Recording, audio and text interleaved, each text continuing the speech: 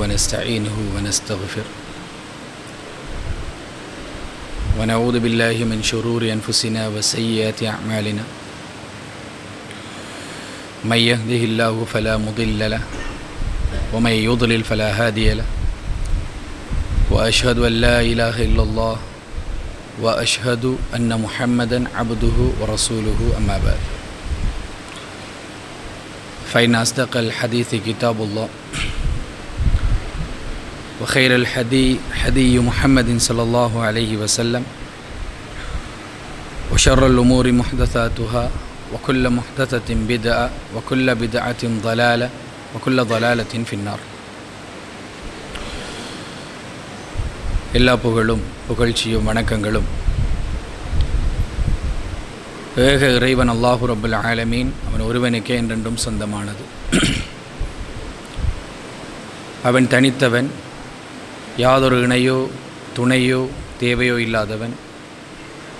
அவன் யாரையும் பெறவும் இல்லை, யாராலும் பெறப்படவும் இல்லை, அவனுக்கு நிகராக எதுவுமே இல்லை என்று சாட்சியம் சொல்கின்றேன்.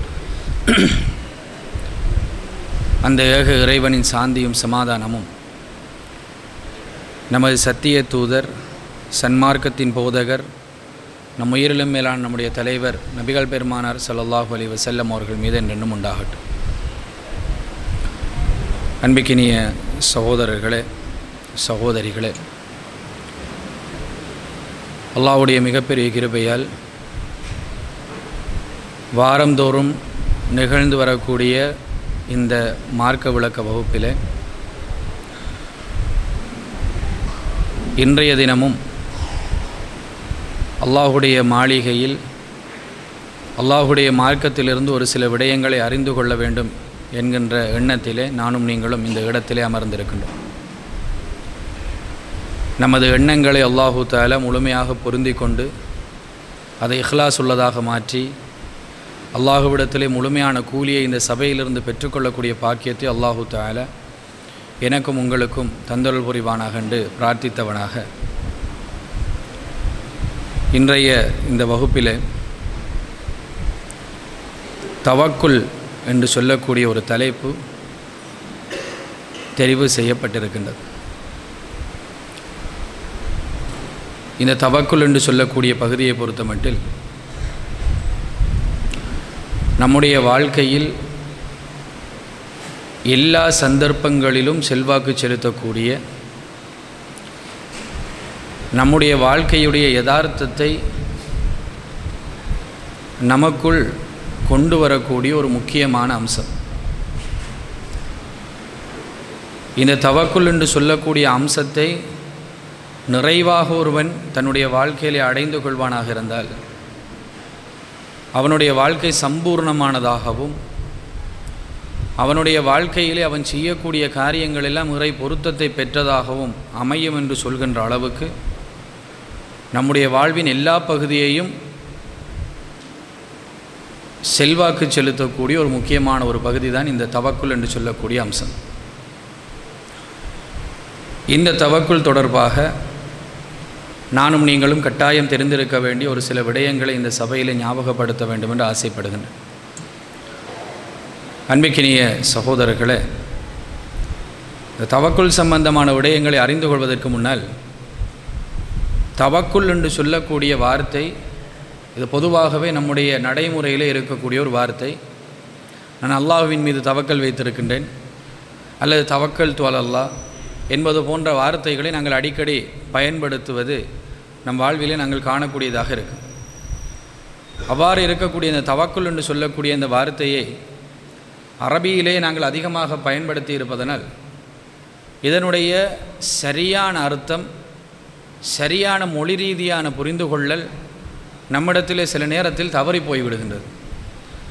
நாங்கள் தவக்குல் என்ற பெயரிலே வேறு சில விடயங்களை நாங்கள் தவக்குல் என்று நினைத்து வைத்து கொண்டிருப்பதையும் நம் வாழ்விலே அவதானிக்கக்கூடியதாக இருக்குது. அன்பிக்கினிய சகோதரர்களே, தவக்குல் என்று சொல்லக்கூடிய வார்த்தையுடைய மொழி ரீதியான அர்த்தம், நேரடியான அர்த்தம் நம்பிக்கை என்று சொல்லக்கூடிய அர்த்தம். இந்த தவக்குல் என்பதற்கு டிக்ஷனரி மீனிங், டிக்ஷனரியிலே நேரடியாக நாங்கள் தேடி பார்த்தால் இதனுடைய அர்த்தம் நம்பிக்கை என்று சொல்லக்கூடிய அர்த்தத்தை சார்ந்ததாக இருக்கின்றது. இந்த நம்பிக்கை என்று சொல்லக்கூடிய அர்த்தத்தில் நாங்கள் ஏற்கனவே ஒரு சொல்லுக்கு நாங்கள் பழகி இருக்கின்றோம். அதுதான் ஈமான் என்று சொல்லக்கூடிய வார்த்தை. ஈமான் என்று சொல்லக்கூடிய வார்த்தைக்குரிய நேரடி அர்த்தமும் நம்பிக்கை தான். அப்படி என்றால் இந்த ஈமான் என்று சொல்லக்கூடிய அந்த வார்த்தைக்கும் தவக்குல் என்று சொல்லக்கூடிய இந்த வார்த்தைக்கும் இடையிலே என்ன வித்தியாசம் இருக்கின்றது என்பதையும் நாங்கள் முதலாவது தெரிந்து கொள்ள வேண்டும். ஏனென்று சொன்னால் ஒரு மொழியுடைய ஸ்டாண்டர்ட் என்பது ஒரே அர்த்தத்தில் ஒரே நோக்கத்தில் இரண்டு சொற்கள் பயன்படுத்தப்படாது. ஒத்த கருத்து இருக்கலாம், ஆனால் ஒரே அர்த்தம் இருக்காது.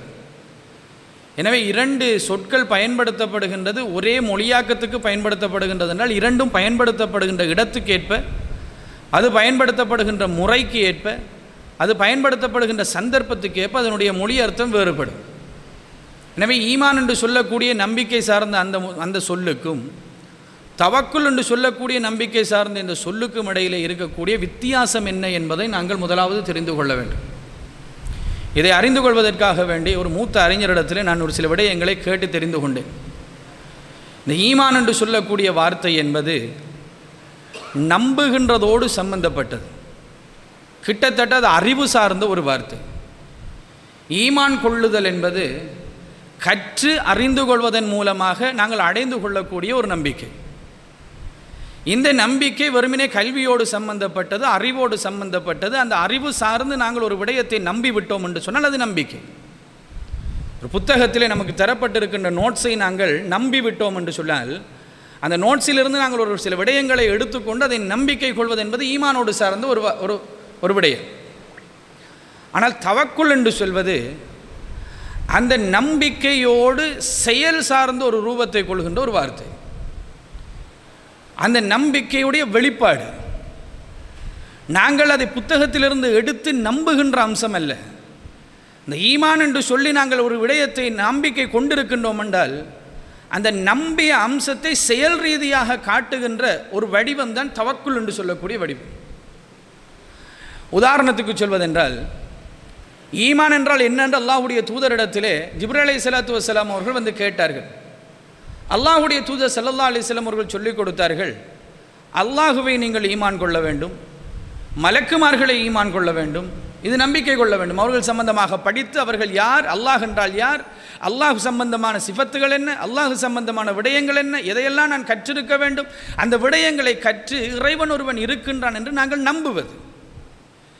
இவ்வாறு நம்பிக்கை கொள்ள வேண்டிய 6 அம்சங்களை அல்லாஹ்வுடைய தூதர் ஸல்லல்லாஹு அலைஹி வஸல்லம் அவர்கள் நமக்கு கற்றுத் தந்தார்கள். நாங்கள் எல்லோரும் நம்பி இருக்கணும், சின்ன வயதிலிருந்து பாடமாக்கி இருக்கக்கூடிய ஒரு அம்சம். ஆனால் அந்த அம்சங்கள் நம்முடைய வாழ்க்கையிலே வெளிப்படுகின்றதா என்று கேட்டால் அதனுடைய வெளிப்பாடு என்பது மிக குறைவாகத்தான் இருப்பதை பார்க்கணும். அல்லாஹு தஆலா கூர்ந்து அவதானிப்பவன் என்பதை நாங்கள் நம்பி இருக்கின்றோம். அல்லாஹு தஆலா ஒரு விடயத்தை நுணுக்கமாக அறிபவன் என்பதை நாங்கள் நம்பி இருக்கின்றோம். அல்லாஹு தஆலா நுணுக்கமாக அறிபவன், கூர்ந்து அவதானிப்பவன் என்று சொல்லக்கூடிய அந்த வார்த்தையை ஈமான் என்கின்ற வடிவத்திலே நாங்கள் நம்பியிருக்கின்ற அதே நேரத்தில் நம்முடைய செயல்களிலே அல்லாஹு தஆலா ஒவ்வொன்றையும் கூர்ந்து அவதானித்து கொண்டிருக்கின்றான். எனவே அவனில் நான் நம்பிக்கை கொண்டவனாக அவனிலே சார்ந்திருக்கின்றேன் என்பது தவக்குல். இந்த தவக்குல் என்று சொல்லுகின்ற அந்த வார்த்தை அந்த நம்பிக்கையுடைய செயலுருவத்தை கொடுக்கக்கூடிய ஒரு வார்த்தை. எனவே அந்த செயலுருவத்தை வழங்கக்கூடிய அந்த வார்த்தையோடு நாங்கள் எந்த அளவுக்கு தொடர்பாக இருக்கின்றோம் என்பதோடு தொடர்புபடுத்தி தான் ஒரு சில விடயங்களை உங்களோடு பகிர்ந்து கொள்ள வேண்டும் என்று ஆசைப்படுகின்றேன். அன்பிக்கினிய சகோதரர்களே, இந்த உலகத்தில் நாங்கள் கட்டாயம் தெரிந்திருக்க வேண்டிய ஒரு சில அம்சங்கள் இருக்கின்றது. அந்த அம்சங்கள் நமக்கு மிஸ் ஆகிவிடக்கூடாது. அது மிஸ் ஆகுவதன் மூலமாக இந்த உலகத்தில் நிறைய விடயங்களை நாங்கள் மிஸ் பண்ணிவிடுவோம். ஒரு சில விடயங்கள் இருக்கின்றது, நாங்கள் படிக்காமலேயே மரணித்து விட்டால் கூட அது நம்முடைய மறுமையை அந்த அளவுக்கு பாதிக்காது. நாங்கள் தெரியாமலே மரணித்து விட்டிருக்கலாம். எத்தனையோ விடயங்கள் சஹாபாக்கள் தெரியாமலேயே மரணித்திருக்கின்றார்கள்.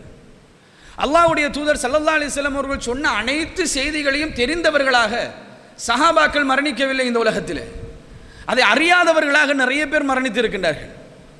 அவர்களுடைய மறுமை வாழ்க்கையை அது பாதிக்காது. ஆனால் ஒரு சில விடயங்கள் இருக்கின்றது, அந்த அம்சங்களை நாங்கள் அறியாமல் மரணித்து விடுவோமாக இருந்தால் சில வேளைகளில் அது நம்முடைய மறுமை வாழ்க்கையை பாதிக்கக்கூடியதாக இருக்குது. அது உண்மையிலே நம்முடைய வாழ்க்கையில் ஒரு மிஸ் தான். அதை நாங்கள் மிஸ் பண்ணி விட்டோம் என்கின்ற நிலைமையில் தான் இருக்கும். அதற்கு ஒரு சப்ஸ்டிடியூட் இருக்காது. நம்ம வாழ்க்கையில் மார்க்கத்திலே அதுக்கு ஒரு சப்ஸ்டிடியூட் இருக்காது. உதாரணத்துக்கு சொல்வதாக இருந்தால், ஒரு தொழுகையில் அல்லாஹ்வுடைய தூதர் ஸல்லல்லாஹு அலைஹி வஸல்லம் அவர்கள் சொன்னார்கள், கடமை அல்லாத 12 ரக்காத்துகளை ஒரு நாளைக்கு யார் பேணி வருவார் ஒவ்வொரு நாளும், அவருக்கு அல்லாஹ் தஆலா நாளை மறுமையிலே சொர்க்கத்திலே ஒரு மாளிகையை கட்டுகின்றான். இந்த செய்தி ஒருவருக்கு கேள்விப்படவில்லை என்றே வைத்துக் கொள்ளுங்கள். இது அவருடைய மறுமையுடைய வாழ்க்கையை பாதிக்காது. அவர் செய்யவில்லை என்பதற்காக வேண்டி அது ஒரு மிகப்பெரிய இழப்பு கிடையாது. ஏனென்றால் அந்த இழப்பை ஈடுகட்டக்கூடிய ஏனைய நிறைய விடயங்களை அல்லாஹ் தஆலா இந்த மார்க்கத்திலே வைத்திருக்கின்றார். எனவே அதை அறியாமலே ஒருவர் மரணித்து விட்டார் என்பதற்காக வேண்டி அவர் மிகப்பெரிய ஒரு இழப்புக்குள்ளாகி விட்டார் என்று ஒரேடியாக நாங்கள் அர்த்தம் சொல்ல முடியாது. ஆனால் இந்த மார்க்கத்திலே ஒரு சில அம்சங்கள் இருக்கின்றது. அறியாமல் மரணித்து விட்டார் என்று சொன்னால் அது ஒரு மிகப்பெரிய ஒரு இழப்பு தான். அந்த இழப்பு நாளை மறுமையிலே நம்முடைய சொர்க்கத்தை தீர்மானிக்கும். அல்லாஹ்வுடைய கேள்வி கணக்கிலே அது கட்டாயம் செல்வாக்கு செலுத்தும். அவ்வாறு இருக்கக்கூடிய ஒரு அம்சம் தான் இந்த தவக்குல் என்று சொல்லக்கூடிய அம்சம். இதை பற்றி அறியாமல், இதனுடைய விடயத்திலே நாங்கள் சரியாக இருக்காமல், நம்முடைய வாழ்க்கையை இதோடு தொடர்புபடுத்தாமல் இருந்து விட்டோம் என்று சொன்னால் சில வேளைகளில் நம்முடைய மறுமையை அது பாதிக்கலாம், மண்ணறையை பாதிக்கலாம். நாளை மறுமையிலே அல்லாஹ் தஆலா தர இருக்கின்ற சன்மானத்தை விட்டு நம்மை தூரமாக்கி விடலாம். எனவே தவக்குல் என்று சொல்லக்கூடிய அம்சம், ஈமானுடைய அந்த வெளிப்பாடு என்று சொல்லக்கூடிய அம்சம், ஈமான் கொண்டிருக்கின்றோம் என்பதை உறுதிப்படுத்தக்கூடிய அந்த தவக்குல் என்று சொல்லக்கூடிய அம்சம் நம்முடைய வாழ்க்கையிலே கட்டாயம் தெரிந்த ஒரு அம்சமாக இருக்க வேண்டும் என்பதற்காக வேண்டி இந்த விடயங்களை நாங்கள் கட்டாயம் படித்திருக்க வேண்டும் என்பான சகோதரர்கள். முதலாவது விடயம், இந்த தவக்குல் என்று சொல்லக்கூடிய வார்த்தைக்கு அந்த அறிஞர் சொன்னார், அந்த சகோதரர் சொன்னார், இந்த தவக்குலுக்கு ஒரு எதிர்கருத்து இருக்கின்றது என்று சொல்லி ஒரு எதிரான ஒரு பதம் இருக்கின்றது. அதை தவாக்குல் என்ற ஒரு வார்த்தையின் மூலமாக அவர் சொன்னார். அதை தவாக்குல் என்று சொல்லுவார்கள். இந்த தவக்குலுக்கு எதிர்ப்பதம் உள்ள ஒரு வார்த்தை. இந்த தவாக்குல் என்று சொல்வது என்னென்றால், உள்ளத்திலே ஒரு துளி அளவும் ஈமான் இல்லாமல், ஒரு துளி அளவும் நம்பிக்கை இல்லாமல், நான் அல்லாஹ்வை சார்ந்திருக்கின்றேன் என்று வெறும் வாய் வார்த்தையால் சொல்லக்கூடிய அந்த தன்மை, இதை தவாக்குல் என்று சொல்வார்கள் என்று அவர் எனக்கு சொல்லித் தந்தார். இந்த தவாக்குலுக்கும் இடையிலே இருக்கின்ற வித்தியாசம் ஈமான் தான். ஒருவர் அல்லாஹ்வை முழுமையாக நம்பி அந்த நம்பிக்கையின் ஊடாக அல்லாஹ்வின் மீது ஒருவர் சார்ந்திருப்பாராக இருந்தால், அந்த சார்ந்திருப்பது எதற்காக என்று அவருக்கு நன்றாக தெரியும். எதை கொண்டு சார்ந்திருக்கின்றேன் என்று நன்றாக தெரியும். இந்த சார்ந்திருப்பதன் மூலமாக அல்லாஹ்விடத்தில் பெரியோர் சன்மானம் எனக்கு இருக்கின்றது என்பது அவருக்கு நன்றாக தெரியும். அந்த அறிவின் அடிப்படையிலே தான் அவர் அல்லாஹ்வின் மீது சார்ந்திருக்கின்றார். இது தவக்குல். தவாக்குல் என்பது அவருக்கு அது சம்பந்தமான ஐடியாவே கிடையாது. எல்லோரும் சொல்லிக் கொண்டிருக்கின்றார்கள் அல்லாஹ் என்று ஒரு இறைவன் இருக்கின்றான், நானும் நம்பி இருக்கின்றேன், அவனால் என்ன முடியும், எதையெல்லாம் இந்த உலகத்திலே நிகழ்த்துகின்றான், எதை கொண்டு அல்லாஹு தஆலா இந்த உலகத்திலே நம்மை ஆட்சி செய்கின்றான், இந்த அம்சங்களிலே ஒரு துளியளவு கூட அறிவு இல்லாமல் நான் அல்லாஹ்வை சார்ந்திருக்கின்றேன் என்று சும்மா சொல்லுகின்ற அந்த தன்மைக்கு சொல்வது தவாக்குல் என்று அவர் எனக்கு சொல்லித் தந்தார். அல்லாஹ் தான் மிகவும் அறிந்தவன். இந்த மாதிரியான தன்மை அதிகமாகவே நம்மிடத்தில் இருக்கின்றது. வியாபாரம் செய்கின்ற நேரத்தில் நிறைய மோசடி செய்கின்றோம், நிறைய அநியாயங்கள் செய்கின்றோம், நிறைய பொய் பேசுகின்றோம். ஆனால் சில சந்தர்ப்பங்களிலே நான் அல்லாஹ்வை சார்ந்திருக்கின்றேன், நான் தவக்கல் வைத்திருக்கின்றேன் அல்லாஹ்வின் மீது, அப்படி என்ற சில வார்த்தைகளை சொல்லுவோம். இந்த வார்த்தையினூடாக நம்முடைய அந்த வெளிப்பாடு இருக்கின்றது. அல்லாஹ்வுடைய நிறைய அம்சங்கள், அல்லாஹு தஆலா நம்மை அறிந்து கொண்டிருக்கக்கூடிய நிறைய அம்சங்களை நாங்கள் புறக்கணித்து விட்டு ஒரு சில அம்சங்களிலே அல்லாஹ்வில் நாங்கள் தவக்கல் வைத்திருக்கின்றோம் என்பது போன்று நாங்கள் இருக்கக்கூடிய நிலைமை. இந்த நிலைமை ஆரோக்கியமான தவக்குல் அல்ல என்பதை நாங்கள் புரிந்து கொள்ள வேண்டும். அதற்காக தான் மொழி ரீதியாக ஆரம்பமாக உங்களிடத்திலே சொன்னேன். ஈமான் என்பது உள்ளம் சார்ந்தது, தவக்குல் என்பது நம்முடைய உள்ளத்தில் இருக்கின்ற அந்த ஈமானுடைய வெளிப்பாடு சார்ந்தது. இந்த வெளிப்பாடு நம்மிடத்தில் வர வேண்டும் என்றால் தவக்குல் வைக்கின்ற நேரத்தில் எதை கொண்டு அல்லாஹ்விடத்தில் தவக்குல் வைக்கின்றேன் என்கின்ற முதலாவது அம்சம் நம்மிடத்தில் இருக்க வேண்டும். வியாபாரத்திலே நான் அல்லாஹ்வின் மீது தவக்குல் வைத்திருக்கின்றேன், குழந்தையுடைய விடயத்திலே நான் அல்லாஹ்வின் மீது தவக்குல் வைத்திருக்கின்றேன், இன்னும் பிற விடயங்களிலே நாங்கள் எங்களுடைய வாழ்க்கையில் நாங்கள் சந்திக்கின்ற ஏனைய அம்சங்களிலே அல்லாஹ்வின் மீது தவக்குல் வைத்திருக்கின்றேன்.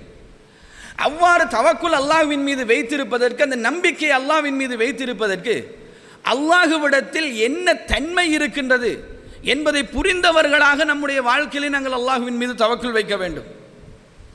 அன்பிக்கினிய சகோதரர்களே, அல்லாஹு தஆலா திருமறை குர்ஆனிலே 7வது அத்தியாயத்தின் 89வது வசனத்தில் ஒரு கூற்று தொடர்பாக நமக்கு சொல்லித் தருகின்றான். அல்லாஹு தஆலா சொல்கின்றான், வசிய ரப்புனா குல்லு ஷைஇன் இல்மா. அந்த இறைவன் இருக்கின்றானே, அவன் அனைத்து பொருட்களின் மீதும் ஆற்றல் கொண்டவன், அனைத்து பொருட்களின் மீதும் செல்வாக்குள்ளவன். அதனால் அலல்லாஹி தவக்கல்னா, நாங்கள் அவனின் மீது தவக்கல் வைத்திருக்கின்றோம் என்று அவர்கள் சொல்லுவார்கள். அவர்கள் சொன்னார்கள் என்று அல்லாஹு தஆலா சொல்லுகின்றான். அல்லாஹ் திருமறை குர்ஆனிலே இந்த வார்த்தையை சொல்லக்கூடிய ஷுஐப் அலைஹிஸ்ஸலாத்து வஸ்ஸலாம் அவர்கள் சொன்ன வார்த்தையை அல்லாஹு தஆலா சொல்லுகின்ற அவருடைய கூட்டத்தோடு சேர்ந்து அல்லாஹு தஆலாவிடத்திலே அவர்கள் அதாவது மக்களிடத்திலே அவர்கள் சொல்லுகின்றார்கள், எல்லாவற்றுடைய ஆற்றலும் எல்லாவற்றுடைய அறிவும் அல்லாஹ் எல்லாவற்றுடைய செல்வாக்கும் அனைத்துடைய ஆட்சி அனைத்துடைய செல்வாக்கும் அனைத்துடைய அறிவும் அனைத்துடைய நுணுக்கமும் அல்லாஹ்விடத்திலே இருக்கின்றது. அதனால் நான் அல்லாஹ்வின் மீது தவக்கல் வைக்கின்றேன். சும்மா தவக்கல் வைக்கின்றேன் என்பதல்ல, எனக்கு நான் தவக்கல் வைக்கக்கூடிய அந்த அம்சத்திலே அல்லாஹ்வுடைய இயல்பு எப்படி இருக்கின்றது என்பது எனக்கு தெரியும். நான் அதை அறிந்தவனாகத்தான் அல்லாஹ்வின் மீது தவக்கல் வைக்கின்றேன் என்று ஒரு செய்தியை சொல்லிவிட்டு ஷுஐப் அலைஹிஸ்ஸலாத்து வஸ்ஸலாம் அவர்கள் அல்லாஹ்வின் மீது தவக்கல் வைத்த ஒரு செய்தியை அல்லாஹு தஆலா திருமறை குர்ஆனில் நமக்கு சொல்லித் தருகின்றார். இதுபோன்று அல்லாஹ் நிறைய இடங்களில் அல்லாஹ்வின் மீது தவக்கல் வைக்கின்ற நேரத்தில் அல்லாஹ்வுடைய அந்த இயல்புகளை கொண்டுதான் நாங்கள் தவக்கல் வைக்க வேண்டும் என்பதை நமக்கு சொல்லித் தருகின்றார். அல்லாஹு தஆலா இன்னொரு இடத்துல சொல்லுகின்றான், இன்னி தவக்கல்து அலல்லாஹி ரப்பி வ ரப்புக்கும். உங்களுடைய ரப்பாகவும் என்னுடைய ரப்பாகவும் இருக்கக்கூடிய அந்த அல்லாஹ்வின் மீது நான் தவக்கல் வைக்கின்றேன். மாமின் தாபத்தின் இல்லா ஹுவ, அதாவது மாமின் தாபத்தின் இல்லா ஹுவ ஆஹிதுன் பினாசியத்திஹா. அல்லாஹ்விடத்திலே எந்த ஒரு உயிரினமாக இருந்தாலும் இந்த உலகத்தில் அதனுடைய முன்னெற்றியுடைய பொடி அவனிடத்திலே தான் இருக்கின்றது. அதனால் நான் அல்லாஹ்வின் மீது தவக்கல் வைக்கின்றேன் என்று அல்லாஹ்வின் மீது தவக்கல் வைப்பது. அல்லாஹ்வின் மீது தவக்கல் வைக்கின்ற நேரத்தில் எதன் விடயத்திலே நாங்கள் தவக்கல் வைக்கின்றோமோ அந்த விடயத்திலே அவன் எப்படிப்பட்டவன் தெரிந்திருக்க வேண்டும். நான் குழந்தை பாக்கியத்துடைய விடயத்திலே அல்லாஹ்வின் மீது தவக்கல் வைக்கின்றேன். அதிலே அல்லாஹ்வுடைய இயல்பு எப்படிப்பட்டது, அல்லாஹ்வுடைய தன்மை எப்படி இருக்கின்றது, அல்லாஹ் எப்படி நமக்கு அந்த குழந்தை பாக்கியத்தை தருவான், அது நமக்கு தெரிந்திருக்க வேண்டும். இல்லை என்று சொல்லி சொன்னால் நாங்கள் வைக்கக்கூடிய தவக்குல் சில வேளைகளில் நம்முடைய ஈமானை இழக்க வைக்கும். நான் அல்லாஹ்வையே சார்ந்திருந்தேன், அல்லாஹ்விடத்திலேயே கேட்டுக்கொண்டிருந்தேன், அல்லாஹு தஆலா எனக்கு தரவில்லை, நான் சாரக்கூடாத ஒருவனிடத்திலே சார்ந்து விட்டேனோ என்று நினைக்க தோன்றுகின்ற அளவுக்கு சில வேளைகளில் நம்முடைய நிலைமையை அது மாற்றிவிடும்.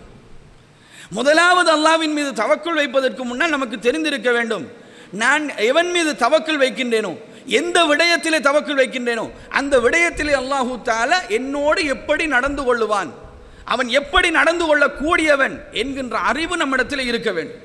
அந்த அறிவு இல்லாமல் அல்லாஹ்வின் மீது நாங்கள் தவக்கல் வைக்கக்கூடாது. எந்த விஷயமாக இருந்தாலும் சரி, பொருளாதாரத்துடைய விடயத்தில் அல்லாஹ்வின் மீது தவக்கல் வைக்கின்றோமா, அல்லாஹ் எப்படி நம்மோடு நடந்து கொள்வான் அது நமக்கு தெரிந்திருக்க வேண்டும். குழந்தை பாக்கியத்துடைய விடயத்தில் அல்லாஹ்வின் மீது தவக்கல் வைக்கின்றோமா, அவன் எப்படி நம் மீது நடந்து கொள்ளுவான். அறிவுடைய விடயத்தில் அல்லாஹ்வின் மீது தவக்கல் வைக்கின்றோமா, அவன் எப்படி அந்த விடயத்திலே நம்மோடு நடந்து கொள்ளுவான். இந்த உலகத்தில் எந்த ஒரு அம்சமாக இருந்தாலும் அல்லாஹ்வின் மீது தவக்குல் வைக்கின்ற நேரத்தில் அவன் எப்படி நம்மோடு நடந்து கொள்வான் என்று திருமறை குர்ஆனிலும் அல்லாஹ்வுடைய தூதர் ஸல்லல்லாஹு அலைஹி வஸல்லம் அவருடைய பொன்மொழிகளிலும் நம்மிடத்திலே கொண்டு வந்து சேர்த்திருக்கிறானோ அந்த முறை நமக்கு தெரிய வேண்டும். அதை தெரிந்து கொண்டுதான் அல்லாஹ்வின் மீது தவக்குல் வைக்க வேண்டும் என்பதை திருமறை குர்ஆனிலே ஏராளமான வசனங்களிலே அல்லாஹ் தஆலா நமக்கு கற்றுத் தருகின்றான்.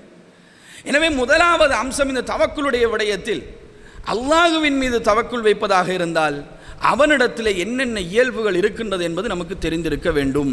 அதை தொடர்பான ஈமான் நமக்கு பலமாக இருக்க வேண்டும் என்பார் அந்த சகோதரர்களே.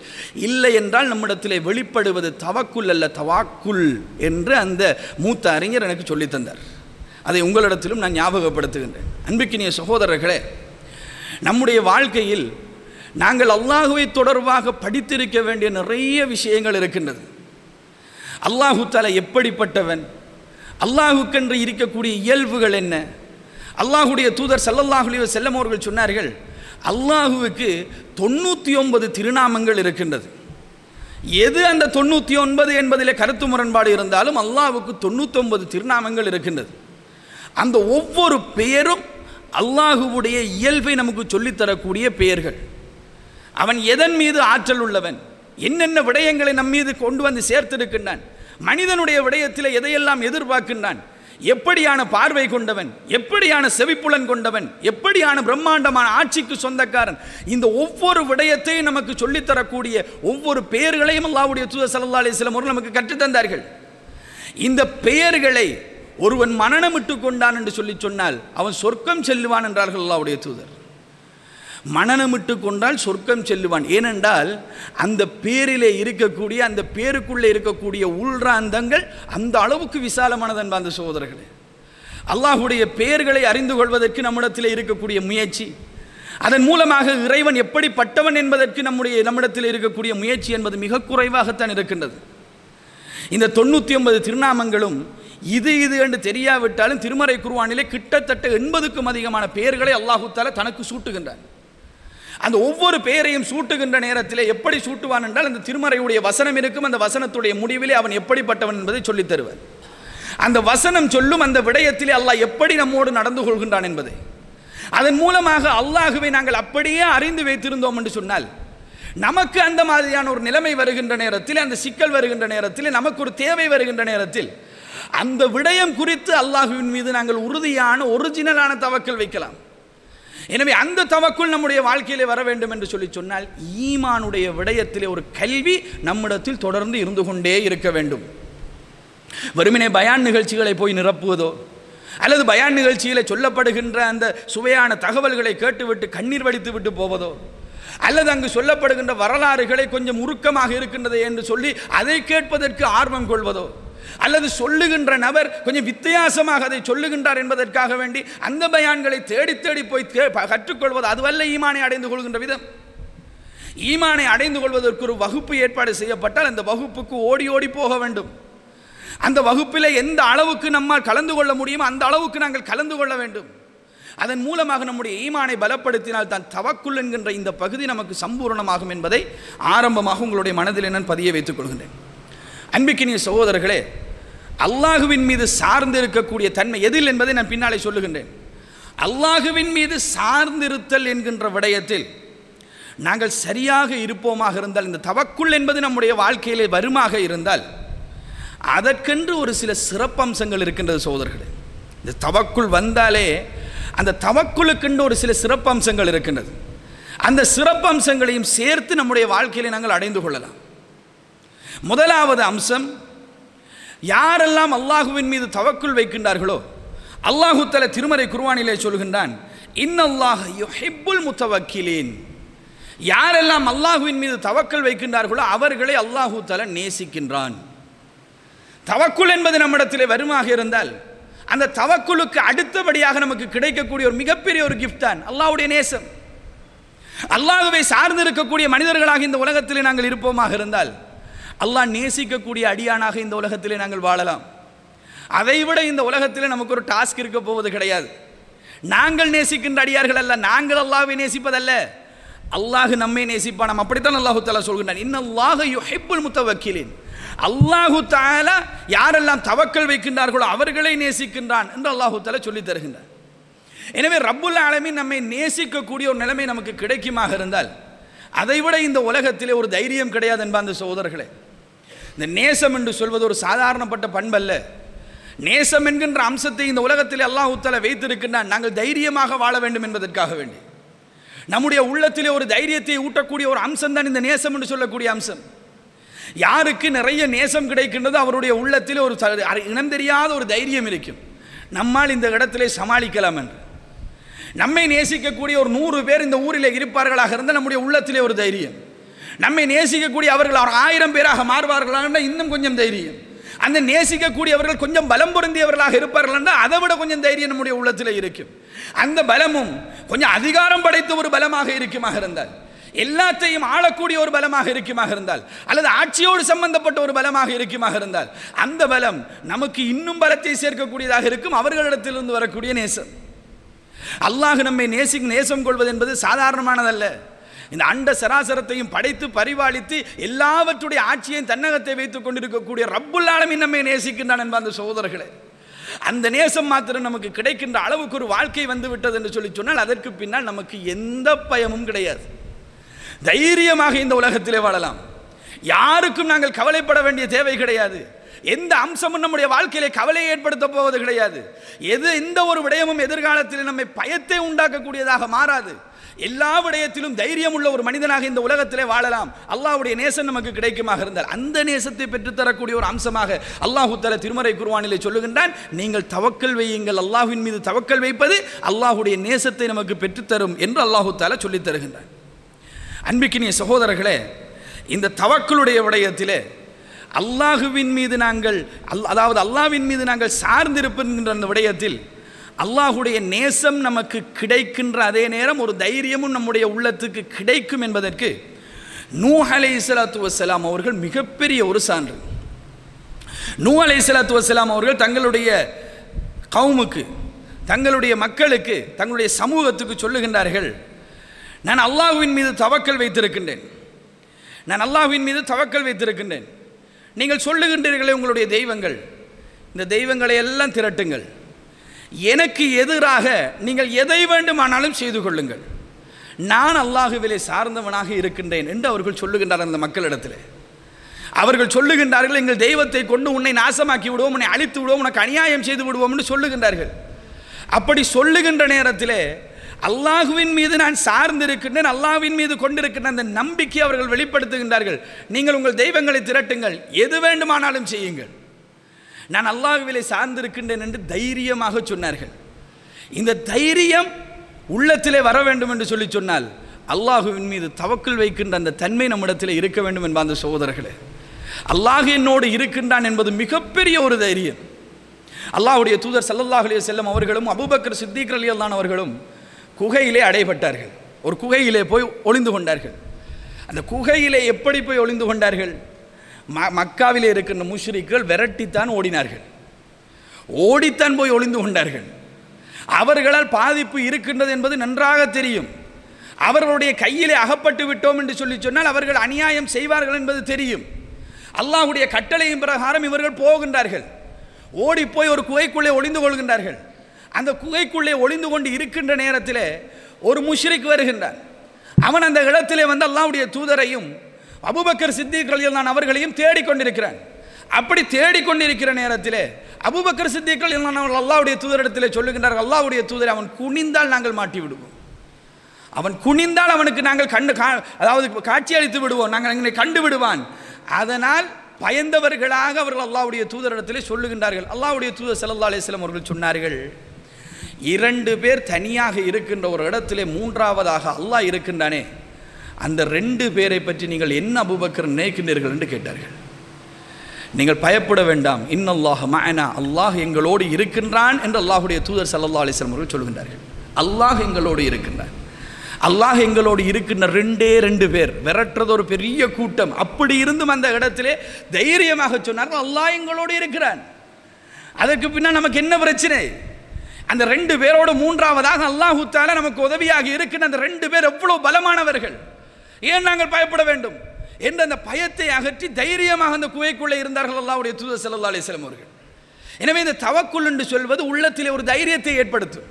தைரியமான ஒரு வாழ்க்கை இந்த உலகத்தில் நமக்கு தேவை என்பது எல்லாருடைய எதிர்பார்ப்பு. இந்த இடத்துல யாராவது இருக்கின்ற கோழைகளாக வாழ வேண்டும் என்று, எல்லோரும் தைரியமானவர்களாக, வீரமுள்ளவர்களாக, எதையும் சமாளிக்கின்ற அந்த திறமை கொண்டவர்களாக இருக்க வேண்டும் என்பது நம்முடைய எதிர்பார்ப்பு.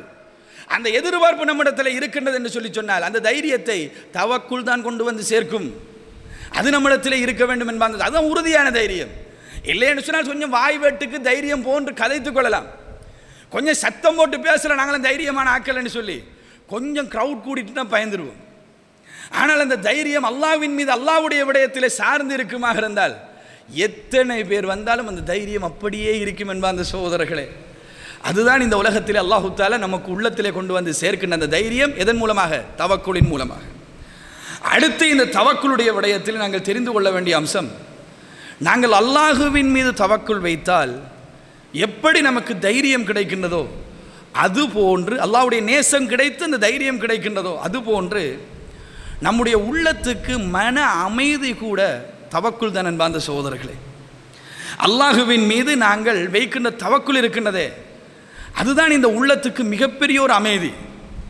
அல்லாஹ்வுடைய தூதர் ஸல்லல்லாஹு அலைஹி வஸல்லம் அவர்கள் சொல்லுகின்ற அந்த செய்திகளை மக்கள் புறக்கணிக்கின்றார்கள். அந்த புறக்கணிக்கின்ற மக்களுக்கு அல்லாஹுடைய தூதர் ஸல்லல்லாஹு அலைஹி வஸல்லம் அவர்களிடத்திலே சொல்லுமாறு அல்லாஹு தஆலா சொல்லுகின்றான். குல், அவர்களிடத்திலே நீங்கள் சொல்லுங்கள், ஹஸ்பி அல்லாஹ், அல்லாஹு தஆலா எனக்கு போதுமானவன், லா இலாஹ இல்லாஹு, அவனை தவிர வணக்கத்துக்கு தகுதியானவர்கள் யாரும் கிடையாது, அலைஹி தவக்கல்னா, அலைஹி தவக்கல்து, அவனிலே நான் சார்ந்திருக்கின்றேன், அவனுடைய விடயத்திலே நான் தவக்குள் வைத்திருக்கின்றேன் என்று அவர்களிடத்திலே நீங்கள் சொல்லுங்கள் என்று மக்களிடத்திலே சொல்லுகின்றார்கள். அந்த மக்கள் புறக்கணிக்கின்றார்கள். கவலையோடு இருக்கின்ற அல்லாஹ்வுடைய தூதருக்கு அல்லாஹு தஆலா சொல்லிக் கொடுக்கக்கூடிய ஆறுதல், நீங்கள் அவரிடத்திலே சொல்லுங்கள், எனக்கு அல்லாஹ் போதுமானவன், அவனை தவிர வணங்குவதற்கு தகுதியானவர்கள் யாரும் இல்லை, அவன் மீது நான் நாட்டம் கொண்டிருக்கின்றேன், தவக்கல் வைத்திருக்கின்றேன் என்று அவர்களிடத்திலே நீங்கள் சொல்லுங்கள் என்று அல்லாஹு தஆலா அல்லாஹ்வுடைய தூதருக்கு உள்ளத்துக்கு அமைதியை சொல்லிக் கொடுக்கிறான். தவக்கலினூடாக அல்லாஹுவின் மீது பொறுப்பு சாட்டுவதும் அல்லாஹ்வின் மீது சார்ந்திருப்பதும் சில வேளைகளில் நம்முடைய வாழ்க்கையில் நடக்கக்கூடிய நிறைய கவலைகளுக்கு மன அமைதியை ஏற்படுத்தும் என்பார்ந்த சகோதரர்களே. பிள்ளைக்கு சோகம் இல்லை, ஹாஸ்பிட்டலில் அட்மிட் பண்ணி இருக்கணும், சில வேளைகளிலே அதனுடைய தாக்கம் பெருசாக இருக்கும், அதனுடைய பாதிப்பு பெருசாக இருக்கும். நோய்களுக்கு நிவாரணம் தருபவன் அல்லாஹ் என்பது நம்ம எல்லோருக்கும் தெரியும். இந்த உலகத்தில் எத்தனை வைத்தியர்கள் இருந்தாலும், எத்தனை மருந்துகள் இருந்தாலும், அதையெல்லாம் தாண்டிய ஒரு இடத்திலே அல்லாஹு தஆலாவுடைய நிவாரணம் இருக்கின்றது என்பது நம்ம எல்லோருக்கும் தெரியும். அதற்காக வேண்டி மருந்து செய்ய வேண்டாம் என்று அல்லாஹ்வுடைய தூதர் சொல்லவில்லை. மருந்து செய்ய வேண்டும், நம் முயற்சியை நாங்கள் எடுக்க வேண்டும், அல்லாஹ்வின் மீது அதை விட அதிகமாக நாங்கள் தவக்குள் வைக்க வேண்டும், அல்லாஹ்வின் மீது நாங்கள் சார்ந்தவர்களாக நமக்கு நம்மால் முடிந்த காரியங்களை நம்மால் முடிந்த அளவுக்கு நாங்கள் செய்து கொண்டே இருக்கின்றோம். எதுவுமே பிரயோசனத்தை தரவில்லை என்றாலும் கடைசியாக நம்முடைய உள்ளத்திலே நம்பிக்கை என்ற பேரிலே இருக்கின்ற ஒரு அம்சம் என்ன? அல்லாஹ் உதவி செய்வான், அல்லாஹ் நிச்சயமாக இந்த விடயத்திலே நமக்கு ஒரு முடிவை கொண்டு வருவான், அல்லாஹு தஆலா நிச்சயமாக இந்த விடயத்திலே நமக்கு ஒரு சொல்யூஷனை காட்டுவான் என்று அந்த அல்லாஹ்வின் மீது நாங்கள் வைத்திருக்கக்கூடிய தவக்குள் இருக்கின்றது. அதுதான் நமக்கு இருக்கக்கூடிய கடைசி அமைதி. அந்த அமைதி கூட இருக்கின்றதா இல்லையா என்பது கூட தெரியாமல் நிறைய பேர் அல்லோலப்பட்டு கொண்டு வாழ்கின்றோம் அன்பார்ந்த சகோதரர்களே. அல்லாஹு தஆலா ஒரு அமைதியை இந்த தவக்களினூடாக வைத்திருக்கின்றான். இந்த தவக்களுடைய சிறப்பம்சம். அடுத்து இந்த தவக்களுடைய சிறப்பம்சம், ஒரு மனிதன் அல்லாஹுவின் மீது சார்ந்திருக்கக்கூடியவனாக எல்லா நேரத்தையும் அவன் மாற்றிவிட்டான் என்றால், அந்த சார்ந்திருக்கின்ற ஒரு வாழ்க்கையை அவன் பழக்கப்படுத்தி கொண்டான் என்றால், எந்த அம்சத்திலும் அல்லாஹ்வின் மீது நான் சார்ந்திருக்கின்றேன் என்ற அந்த மனநிலைமை அவனிடத்தில் வந்து விட்டது என்று சொன்னால், பாவத்தை விட்டும் அவனை தூரமாக்குகின்ற இயல்பு இந்த தவக்குலுக்கு இருக்கின்றது. தவக்குலுடைய விடயத்திலே அல்லாஹ்வின் மீது நாங்கள் சார்ந்திருந்தோம், முழுமையாக அல்லாஹ்வின் மீது சார்ந்திருந்தால், அல்லாஹு தஆலாவின் மீது சார்ந்திருக்கின்ற ஒரு மனிதன் பாவத்தின் பக்கம் போவதற்கு பயப்படுவான் என்பார்ந்த சகோதரர்களே. அல்லாஹ் அதிலிருந்து என்னை காப்பாற்ற வேண்டும் என்கின்ற விடயத்திலும் அல்லாஹ்வின் மீது அவன் சார்ந்திருக்கின்றானே, அதனால் அந்த பாவத்தின் பக்கம் செல்வதற்கு அவன் பயப்படுவான்.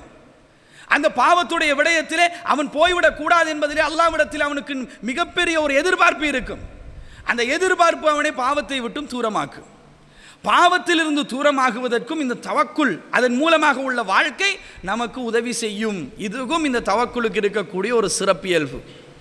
எனவே நம்முடைய உள்ளத்திலே தைரியத்தை ஏற்படுத்தக்கூடிய, அல்லாஹ்விடத்திலிருந்து நேசத்தை பெற்றுத்தரக்கூடிய, அல்லாஹ்விடத்திலிருந்து மன அமைதியை கொண்டு வந்து சேர்க்கக்கூடிய, இந்த உலகத்திலே நாங்கள் செய்யக்கூடிய பாவங்களிலிருந்து நம்மை தூரமாக்குகின்ற அளவுக்கு இயல்பு கொண்ட ஒரு அம்சம்தான் இந்த தவக்குல் என்பதை நாங்கள் புரிந்து கொள்ள வேண்டும். இது அடுத்து நாங்கள் தெரிந்திருக்க வேண்டிய அம்சம்.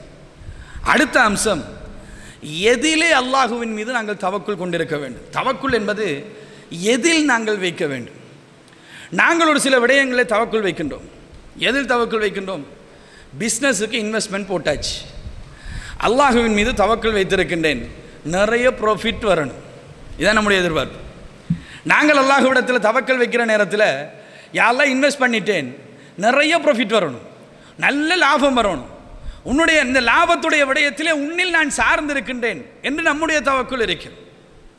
ஆனால் தவக்குல் என்பது வரலாற்றிலே நமக்கு முன் சென்றவர்கள் எப்படி வைத்தார்கள் என்பதை தேடி பார்க்கின்ற நேரத்தில் அல்லாஹ்வுடைய தூதர் ஸல்லல்லாஹு அலைஹி வஸல்லம் அவர்கள் சொன்ன ஒரு செய்தி நமக்கு ஞாபகம் வரும்.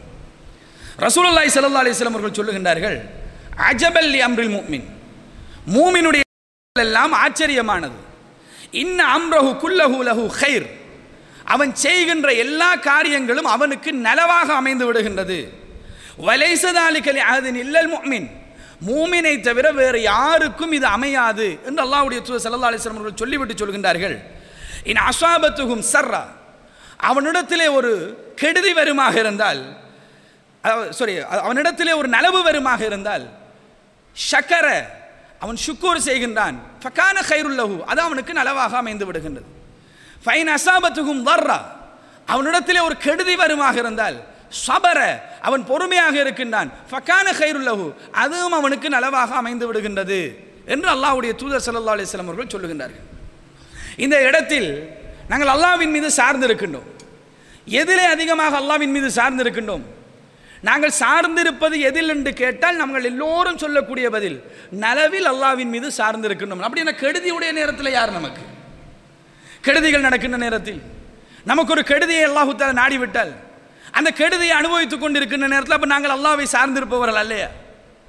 அல்லாஹ்வை சாராமல் நாங்கள் வேறு யாரின் மீது சார்ந்திருப்பது? நல்ல விடயங்களில் அல்லாஹ்வை சார்ந்திருக்கின்றோம், கெடுதிகளில் அல்லாஹ்வை சார்ந்திருப்பதில்லை என்பது ஒரு மூமினுடைய பண்பல்ல. நல்லதோ கெட்டதோ அல்லாஹ்வின் புறத்திலிருந்து வந்திருக்கின்றது என்பதை ஈமான் கொண்டது உண்மையாக இருந்தால் நலவிலும் அல்லாஹ்வின் பக்கம் சார்ந்திருக்க வேண்டும், கெடுதியிலும் அல்லாஹ்வின் பக்கம் சார்ந்திருக்க வேண்டும்.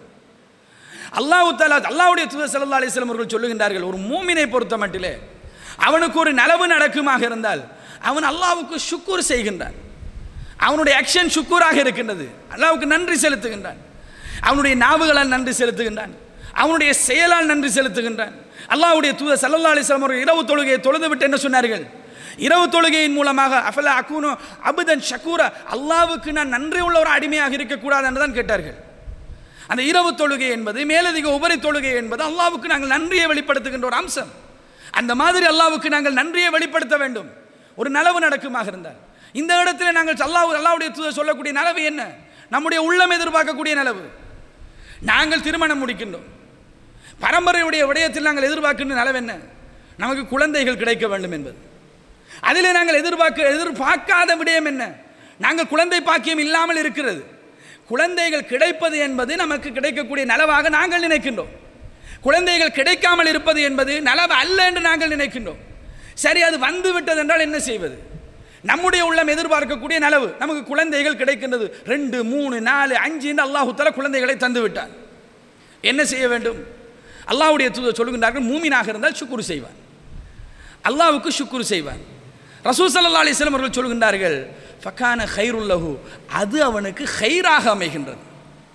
இந்த கைருங்கிற வார்த்தையை ஞாபகம் வைத்துக் கொள்ளுங்கள்.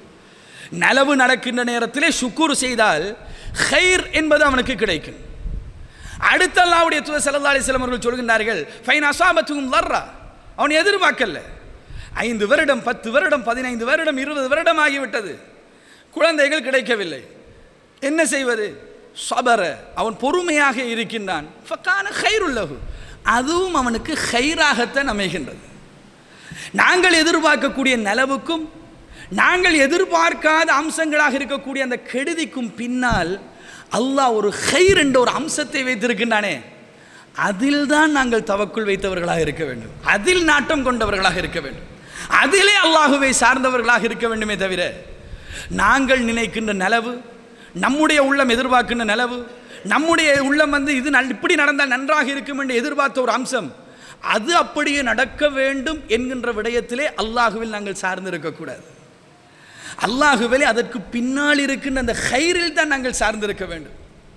இறைவா, குழந்தைகள் கிடைக்க வேண்டும் என்று நினைத்தேன், நிறைய குழந்தைகளை எனக்கு நீ தந்திருக்கின்றாய், நான் உனக்கு நன்றி செலுத்துகின்றேன், நன்றி செலுத்தினால் இதற்கு பின்னால் ஒரு கைரை நீ வைத்திருக்கின்றாயே, அந்த கைரில் உன்னிடத்திலே நான் சார்ந்திருக்கின்றேன். குழந்தைகள் நிறைய கிடைக்கின்ற விடயத்தில் அல்ல, அந்த குழந்தைகளை கிடைத்த விடயத்தில் நான் உனக்கு நன்றி செலுத்துகின்றேன், அதற்கு பின்னால் ஒரு கைரை நீ வைத்திருக்கின்றாயே, அந்த கைர் எனக்கு வேண்டும். நிறைய குழந்தைகளை பெற்றுவிட்டு நிம்மதி இல்லாமல் அலையக்கூடிய எத்தனையோ பெற்றோர்கள் இருக்கின்றார்கள், அந்த பின்னால் இருக்கின்ற கைர் கிடைக்காதவர்கள். நிறைய ஒரு குழந்தை கூட இல்லாமல், ஒரு குழந்தையுமே பெற்றெடுக்காமல், அதன் மூலமாக அல்லோலப்பட்டு கொண்டு கவலைப்பட்டு கொண்டு யாரு பேசினாலும் கண்ணீர் வடித்துக் கொண்டு இருக்கக்கூடிய மக்களும் இருக்கின்றார்கள். அவர்களிடத்தில் அந்த பொறுமை இல்லாமல் போனதனால் அதுக்கு பின்னால் இருக்கக்கூடிய கைர் அவர்களுக்கு கிடைக்கவில்லை. ஆனால் சில வேளைகளில் குழந்தை பெறாதவர்கள் குழந்தை பெற்றவர்கள் படுகின்ற அல்லோலத்தை பார்த்துவிட்டு நல்ல காலம் நமக்கு புள்ள இல்லை என்று சொல்லக்கூடியவர்களும் இருக்கின்றார்கள். நாங்கள் நல்ல காலம் குழந்தைகளை பெற்றுக்கொள்ளவில்லை, குழந்தை பாக்கியத்தை எல்லாம் தரவில்லை, தந்திருந்தால் இப்படி அல்லவா ஆகியிருக்கும், இந்த காலத்தில் எப்படி குழந்தைகளை வளர்ப்பதென்று அப்படி நினைக்கக்கூடியவர்களும் இருக்கின்றார்கள். எனவே அதற்கு பின்னால் அல்லாஹ் தஆலா நிச்சயமாக ஒரு கைரை வைத்திருப்பான். அந்த ஹைரின் மீது அல்லாஹ்விடத்தில் தவக்கல் வைக்க வேண்டும். வியாபாரத்தை செய்கின்றோமா, லாபம் நஷ்டம் ரெண்டும் தான் அதில். இந்த ரெண்டும் நடக்கலாம். அந்த ரெண்டில் லாபம் நடக்க வேண்டும் என்று நினைப்பது தவறு கிடையாது, அதற்காக முயற்சி எடுப்பது தவறு கிடையாது. ஆனால் அந்த லாபத்தில் அல்லாஹ்வின் மீது நாங்கள் தவக்கல் வைக்க வேண்டும். லாபம் கிடைத்து விட்டது என்று சொன்னால் அந்த லாபத்தின் ஊடாக அல்லாஹ்வுக்கு சுக்கூர் செய்கின்ற தன்மை என்னுடைய வாழ்க்கையில கொண்டு வந்து அதற்கு பின்னால் உள்ள ஹைர் இருக்கின்றதே அதிலே நான் அல்லாஹ்விலே சார்ந்து இருக்கின்றேன் என்றுதான் நம்முடைய நிலைமை இருக்க வேண்டும்.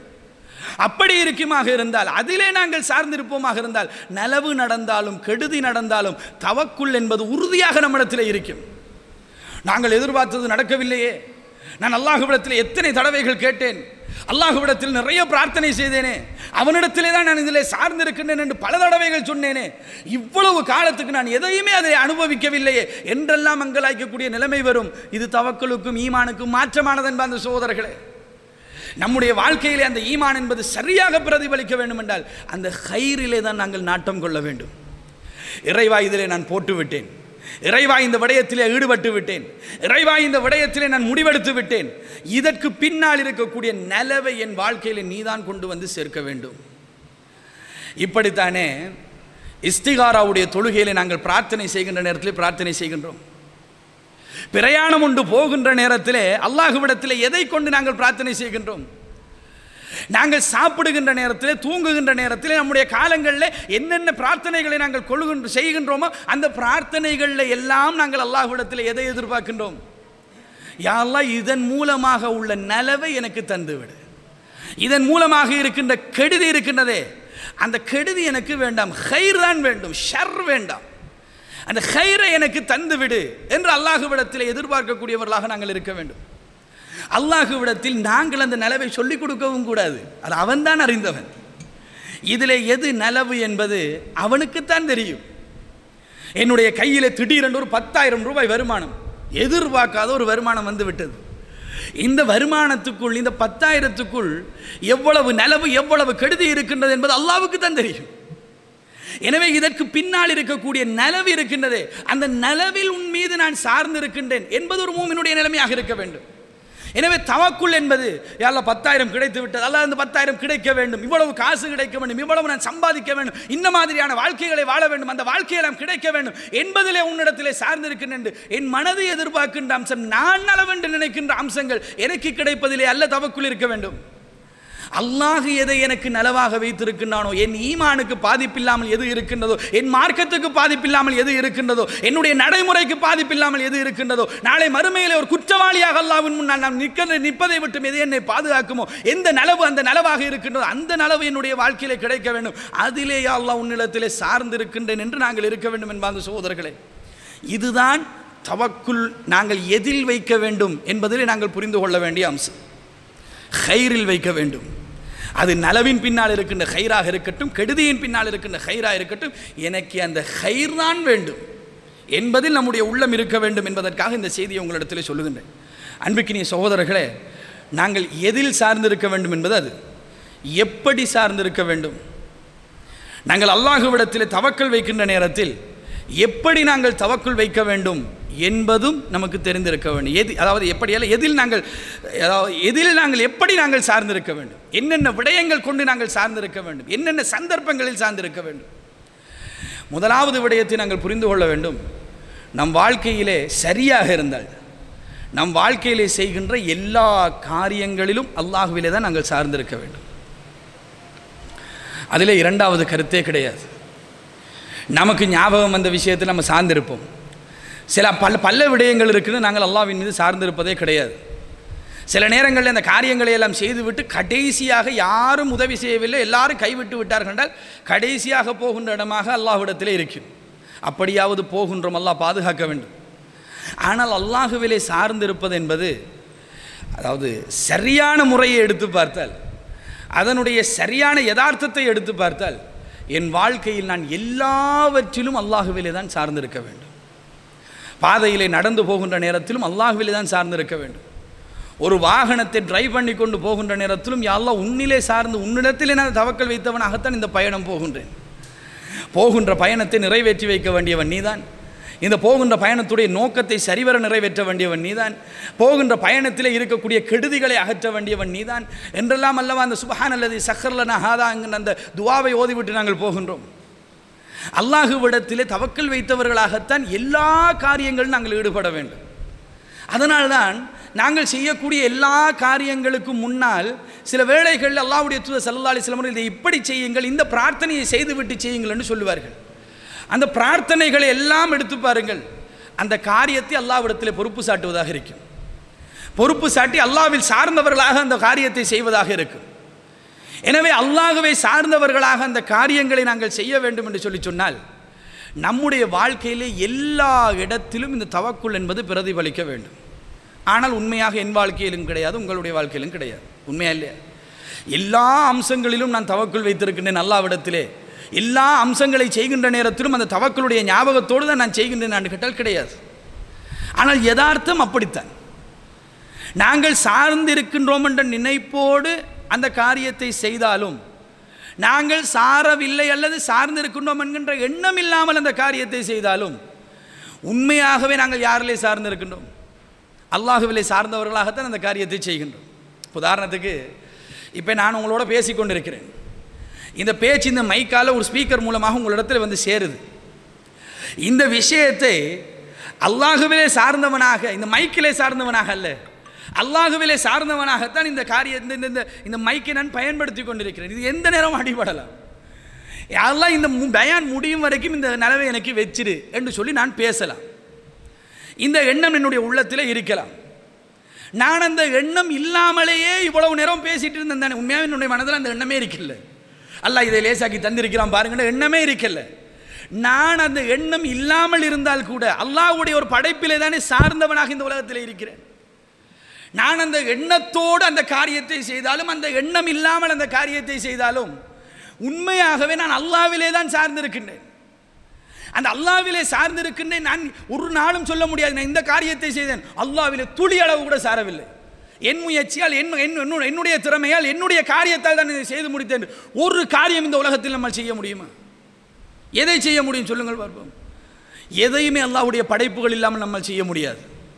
ஒரு சுஜூதை செய்வதாக இருந்தாலும் இந்த உடம்பு தேவை சகோதரர்களே. இந்த உடம்பை அல்லாஹ் தரவில்லை என்று சொன்னால் வெறும் ரூஹால் இந்த சுஜூதை கூட செய்ய முடியாது. அதற்கு கூட உடம்பு வேண்டும். சாப்பிடுகின்ற சாப்பாடு நமக்கு வேண்டும். ஒரு உழைப்பு நமக்கு தேவை என்று சொல்லி சொன்னால் அந்த உழைப்பிலே சம்பாதிப்பதற்கு இறைவன் இந்த உலகத்திலே படைத்த அம்சங்களை கொண்டுதான் அந்த உழைப்பை நம்மால் செய்ய முடியும். இறைவனுடைய உதவியை இல்லாமல், இறைவனுடைய சம்பந்தமே இல்லாமல் இந்த உலகத்தில் நம்மால் எதையுமே செய்ய முடியாது. அப்படின்னா என்ன அர்த்தம்? நாங்கள் எல்லாம் அல்லாஹ்விலே தான் சார்ந்திருக்கின்றோம். நாங்கள் ஒத்துக்கொண்டாலும் சரி, ஒத்துக்கொள்ளவில்லை என்றாலும் சரி, அல்லாஹ்விலே சார்ந்தவர்கள் தான். இறைவன் மாத்திரம் இப்படி ஒரு படைப்பை இந்த உலகத்திலே வைக்கவில்லை என்று சொன்னால், நான் ஒத்துக்கொண்டாலும் ஒத்துக்கொள்ளவில்லை என்று சொன்னால் அல்லாஹ்விலே சார்ந்துதான் இந்த உரையை உங்களுக்கு செய்து கொண்டிருக்கிறேன். இந்த உரைக்கு தேவையான அம்சங்களை நான் தயார்படுத்துவதற்கும் இறைவன் தான் எனக்கு உதவி செய்தார். நாம் அப்படி நம்முடைய வாழ்க்கையில் இல்லை. நாம் செய்யக்கூடிய எல்லா அம்சங்களுக்கும் வர வேண்டிய, உள்ளுக்கும் வர வேண்டிய ஒரு முக்கியமான ஒரு விடயம்தான் இந்த தவக்குல் என்று சொல்லக்கூடிய அம்சம். அடுத்தது, அதற்குள்ளும் இந்த தவக்குல் என்பதுடைய உறுதி இருக்கின்றதே, அது அதிகமாகவே நம்மிடத்தில் வெளிப்பட வேண்டிய இடம் எதென்றால், இது நடக்கவே நடக்காதுன்ற ஒரு சில விஷயங்கள் இருக்கும் நம் வாழ்க்கையில் நாங்கள் சந்திப்போம். அந்த இடத்திலே உறுதியாக அல்லாஹ்வின் மீது நம்முடைய தவக்குல் இருக்க வேண்டும். எல்லா இடத்திலும் இருக்கத்தான் வேண்டும், ஆனால் இந்த இடத்தில் இன்னும் கொஞ்சம் ஸ்பெஷலாகவே இருக்க வேண்டும். அல்லாஹ்வின் மீது வைக்கின்ற தவக்குல். இது நடக்காது, ஷுவராக நடக்காது, எல்லாரும் கைவிட்டிருப்பார்கள். இது எப்படியுமே உங்களுக்கு பாசிபிள் இல்லை, இது நடக்கக்கூடிய ஒரு காரியம் அல்ல, இதுக்கு பின்னால் எங்களுக்கு வழியே தெரியும், அதுக்கு பேர் வழி இல்லை என்று நிலைமையில் இருக்கக்கூடிய அம்சமாக இருந்தாலும் இறைவன் மீது அந்த நம்பிக்கை நம்மிடத்திலிருந்து போய்விடக்கூடாது. அது நோயாக இருக்கலாம், அது நாங்கள் செய்யக்கூடிய தொழிலாக இருக்கலாம், அது நம் சார்ந்த எந்த ஒரு அம்சமாக இருந்தாலும் சரி, அந்த தவக்குல் இருக்க வேண்டும். இப்ராஹிம் அலைஹிஸ்ஸலாத்து வஸ்ஸலாம் அவர்களை நெருப்பு குண்டத்திலே கொண்டு போய் போடுவதற்கு நெருப்பை மூட்டிவிட்டு இப்ராஹிம் நபியை முன்னாலே கொண்டு போய் வைத்தார்கள். கண்ணுக்கு முன்னுக்கு இப்ராஹிம் நபிக்கு தெரிஞ்சது நெருப்பு தான். அல்லாஹு தஆலா திருமறை குர்ஆனில் இப்ராஹிமுக்கு நாங்கள் வஹி அறிவித்தோம் என்று எந்த இடத்திலும் சொல்லவில்லை. நீங்கள் போங்க, உங்களுக்கு ஒன்றும் ஆகாது அப்படின்னு இப்ராஹிம் நபிக்கு சொன்னதாகவும் ஒரு செய்தியையும் காண கிடைக்கல. அப்போ இப்ராஹிம் அலைஹிஸ்ஸலாத்து வஸ்ஸலாம் அவர்கள் அந்த நெருப்பு குண்டத்துக்கு முன்னாலே போய் நிற்கின்ற நேரம் அவருடைய உள்ளத்திலும் இருந்த இந்த நெருப்பு சுடும். சுடாத ஒரு நெருப்புக்கு முன்னால் அல்லாஹ் என்னை கொண்டு வந்து நிப்பாட்டி இருக்கின்றான் என்று அவர்களுக்கும் தெரியாது. இந்த நெருப்பு சுடும், அது தீப்பிழம்பை கக்கி கொண்டு தான் இருக்குது, அதனுடைய சூடு உஷ்ணம் எல்லாருக்கும் பட்டு கொண்டு தான் இருக்குது. அந்த நெருப்பு என்பது பொசுக்கக்கூடிய நெருப்பு தான் என்பதுதான் இப்ராஹிம் நபி உட்பட அந்த இடத்திலிருந்து அவ்வளோ பேருடைய நம்பிக்கை அவருடைய உள்ளத்தில் இருந்தது. இப்ராஹிம் நபி அந்த இடத்திலும் போய் நின்று என்ன தூக்கி வீச போகிறாங்க, உதவி செய்கிறதுக்கு யாரும் இல்லை. இப்போ கொண்டு போய் போட போகிறார்கள். இவர்களை மிஞ்சி என்னால் எங்கும் ஓட முடியாது என்கின்ற ஒரு இடம் ஓட இயலாம தானே போச்சு. தூக்கி வீசினார்களா இல்லையா? அந்த தூக்கி வீசக்கூடிய ஒரு நிலைமையிலே போய் நின்று கொண்டும் ஹஸ்பி அல்லாஹு வ நிஅமல் வக்கீல் என்று தான் சொன்னார்கள். அல்லாஹ் எனக்கு போதுமானவன். அந்த இடத்திலும் அல்லாஹுடைய நம்பிக்கை அவர்கள் இழக்கவில்லை. அவனின் மீது தான் முழுமையான தவக்கல் வைத்திருந்தார்கள். அதற்கு உள்ளே போனார்கள். அந்த இடத்தில் அல்லாஹு தஆலா அவருக்கு அந்த தவக்கலுடைய பெருமதியை எடுத்து காட்டினார். அல்லாஹு தஆலா நெருப்புக்கு கட்டளையிட்டான், யா நார், ஏ நெருப்பே, கூனி பர்தன் வ சலாமன் அலா இப்ராஹிம், இப்ராஹிம் மீது நீ குளிராகவும் சாந்தமாகவும் நடந்து கொள்ள வேண்டும் என்று அல்லாஹு தஆலா அந்த இடத்துல கட்டளையிட்டார். அந்த நெருப்புக்கு கட்டளையிட்டது பர்தன் வ சலாமன் அலா இப்ராஹிம் தான். பக்கத்தில் வந்து இஸ்மாயில் நபி பாஞ்சிருந்தால் கூட முடிஞ்சு, வேற யாராவது அந்த இடத்துல இருந்து பாஞ்சிருந்தால் கூட முடிஞ்சு. இஸ்மாயில் நபி அந்த இடத்துல இருக்கல, நான் சொல்றேன் சும்மா. வேறு ஒருவர் பாய்ந்திருந்தாலும் முடிஞ்சு. இப்ராஹிம் என்ற பேர்லேயே இன்னொருத்தர் இருந்து அவர் போயிருந்தாலும் முடிஞ்சு. அது நெருப்பு தான். நாங்கள் நினைத்து கொள்ளக்கூடாது இப்ராஹிம் நபியை போட்டான், அவரை ஒன்றும் செய்யவில்லை, ஒன்றும் செய்யாத நெருப்பாக அல்லாதை மாற்றினான் என்று இல்லை. அதற்கு பின்னால் இன்னொருவர் போய் ஒன்றும் செய்யலைத்தான் இப்ராஹிமுக்கு, நானும் போறேன்னு போயிருந்தால் பொசுங்கி இருப்பார். இப்ராஹிம் நபியுடைய விடயத்திலே மட்டும்தான் அல்லாஹ் தஆலா கட்டளையிட்டா ஒன்றும் செய்யக்கூடாது என்று சொல்லி, அந்த விடயத்தில் அல்லாஹ் தஆலா அந்த இடத்துல உதவி செய்தானா இல்லையா? இது சாதாரண நிலைமையா சகோதரர்களே? ஒரு அசாதாரண நிலைமை. இந்த இடத்துல யாரும் அந்த இடத்துல எதிர்பார்க்க மாட்டோம், நெருப்பிலே பொசுங்குவார் என்பதுதான் முடிவு. அந்த இடத்திலும் அல்லாஹ்வின் மீது உள்ள நம்பிக்கையை நாங்கள் இழக்கக்கூடாது. மூசா அலைஹிஸ்ஸலாத்து வஸ்ஸலாம் அவர்களை ஃபிரௌனுடைய கூட்டம் திரட்டி கொண்டு வந்தது. அந்த இடத்துல போய் நின்று கொண்டு ஓடினால் கடல். மூசா நபியுடைய கவுமுகள் ரசூல் ஸல்லல்லாஹு அலைஹி வஸல்லம் உடைய கவுமுகள் மாதிரி இருந்தால் கூட பரவாயில்லை, கொஞ்சம் தைரியமாவது சொல்லுவார்கள்.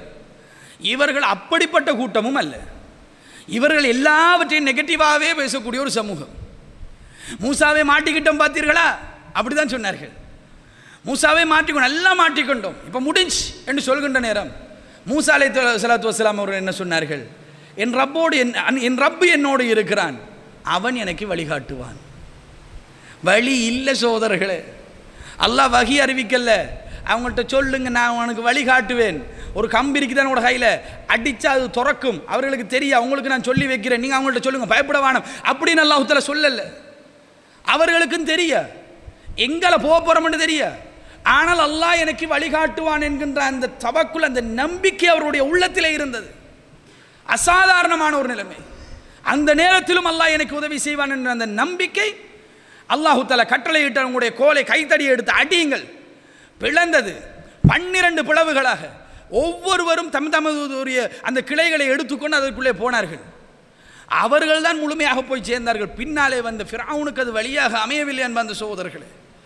அல்லாஹு தஆலாவின் மீது தவக்குல் வைத்தால் இப்படி சந்தர்ப்பத்திலும் அல்லாஹ் நமக்கு உதவி செய்வான். சரி, நம்ம சொல்லலாம், அவங்கள நபிமார்கள் தானே, நபிமார்களுக்கு அல்லாஹ் உதவி செய்வான், நமக்கு உதவி செய்வான? ஏன் நபிமார்கள் மட்டும்தான் அந்த இடத்துல இருந்தார்கள்? இப்ராஹிம் நபியுடைய சம்பவத்தில் நபி மட்டும்தான் இருந்தார். மூசா நபியுடைய சம்பவத்தில் நபி மட்டும் அந்த இடத்துல இருந்தார்கள். ஏனைய மக்களும் அல்லவா அந்த இடத்துல இருந்தார்கள். அல்லாஹ்வுடைய தூதர் ஸல்லல்லாஹு அலைஹி வஸல்லம் அல்லாஹ்விடத்திலே பிரார்த்தனை செய்தார்கள். பத்ரு காலத்திலே, நாளை பத்ருடைய யுத்தம், இன்றைய தினம் அல்லாஹ்விடத்திலே பிரார்த்தனை செய்கின்றார்கள், யா அல்லாஹ், இந்த இடத்திலே உன்னை வணங்கக்கூடியவர்களை கொண்டு வந்து விட்டேன், இவர்களை அழித்தால் உன்னை வணங்குவதற்கு யாரும் இருக்க மாட்டார்கள் என்று சொல்லி இந்த உலகத்திலே. அந்த இடத்தில் அபூபக்கர் சித்திக் ரலியல்லாஹு அன்ஹு அவர்கள் கையை பிடித்து கொண்டு சொன்னார்கள், அல்லாஹ்வுடைய தூதரை, அல்லாஹ் எங்களுக்கு உதவி செய்வான் என்று. சாத்தியமே இல்லை. இங்கால இருக்கிற ஒரு சின்ன கிரவுட், அங்கால இருக்கிற ஒரு பெரிய கிரவுட், இங்கால இருக்கின்ற அந்த சின்ன கிரவுடோடு ஒப்பிடுகின்ற நேரத்தில் சின்ன கிரவுட், அங்கால பெரிய கிரவுட் என்று தெரியாமல் இருந்திருந்தால் கூட பரவாயில்லை, அதுவும் தெரிய வந்துச்சு. இங்கால இருப்பவரிடத்திலே படைப்பலமும் இல்லை, அங்கால இருப்பவர்கள் வந்ததை யுத்தத்துக்குத்தான். அவரிடத்தில் எல்லா பலமும் இருக்கின்றது. நாங்கள் நாளைக்கு சம்பளம் தான் சொல்லணும். மூசா நபியுடைய சமூகம் அப்படி தான் சொல்லியிருக்கு. அல்லாஹ்வுடைய தூதருடைய சமூகம் அபூபக்கர் சித்திக் ரலியல்லாஹு அன்ஹு கையை பிடித்து சொன்னார்கள், அல்லாஹ்வுடைய தூதரே, அல்லாஹ் நமக்கு உதவி செய்வான்.